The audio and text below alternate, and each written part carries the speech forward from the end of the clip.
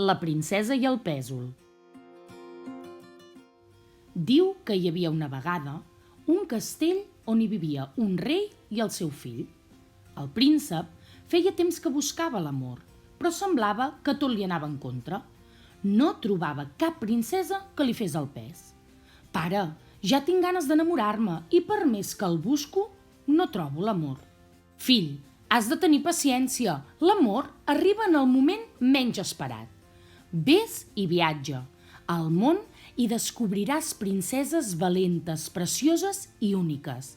Ja veuràs com en trobaràs alguna que et robarà el cor». «Gràcies, pare, així ho faré». El príncep va marxar a rodar món en busca de la que seria la seva estimada. Pel món, el príncep va trobar princeses de totes menes, algunes baixes com en Patufet, d'altres altes com un gegant, inclús algunes primes com un fideu. Però cap d'elles va fer encendre l'espurna dins el seu cor.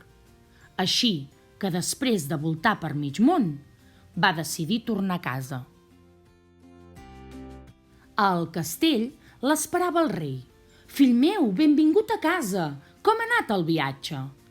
«Pare, no he conegut cap princesa que estigués a l'altura.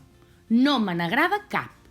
N'he trobat de massa baixes, de massa altes, de massa primes, de massa boniques, massa lletges, inclús de massa presumides.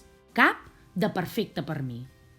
Fill, elles no tenen cap problema. El problema el tens tu.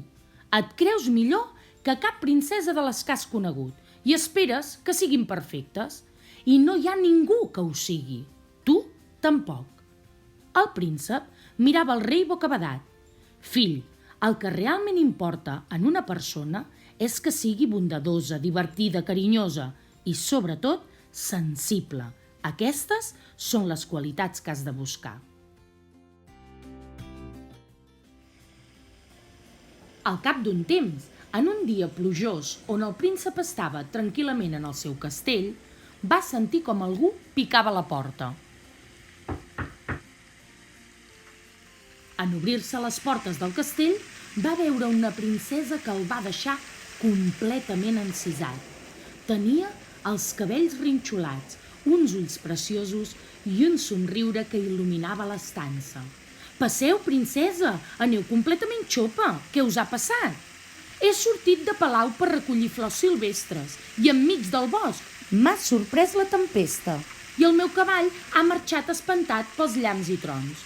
No tinc com tornar a casa. Que em deixaríeu passar la nit aquí?» «I tant, passa, passa. Et donarem roba seca, menjar calent i diré ara mateix que preparin l'habitació de convidats». El rei li va dir un cop més al seu fill: «Recorda, fill meu, que el realment important en aquesta vida és trobar una persona que t'estimi, amb un cor enorme, ple d'amor i sensibilitat. Mira, et proposo que aquesta nit posis sota el llit de la princesa un pèsol ben petit i 8 matalassos de la llana més gruixuda del regne. Si la princesa no hi pot dormir, demostrarà la seva immensa sensibilitat i descobriràs que pot ser ella la princesa escollida». I així ho va fer. Va posar sota el llit un pèsol minúscul i a sobre 1, 2, 3, 4, 5, 6, 7 i 8 matalassos. La princesa, després d'assecar-se i menjar una sopa ben calenta, va anar a descansar a l'habitació que li havien preparat. Es va estirar al llit i alguna cosa no funcionava. Va estar tota la nit donant voltes sense poder dormir. Quins matalassos més incòmodes.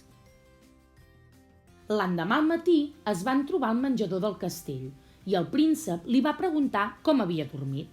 La princesa li va contestar: «Moltes gràcies per la teva hospitalitat, però la veritat és que no he pogut dormir en tota la nit.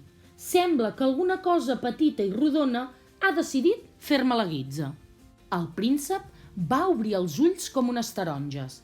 Com de sensible n'era, que sota els 8 matalassos havia notat aquell minúscul pèsol. Diuen que aquells dos joves es van enamorar i que per recordar la seva història d'amor, cada dissabte al vespre, tot el regne menja per sopar crema de pèsols. I vet aquí un gos, i vet aquí un gat. Espero que aquest conte us hagi agradat.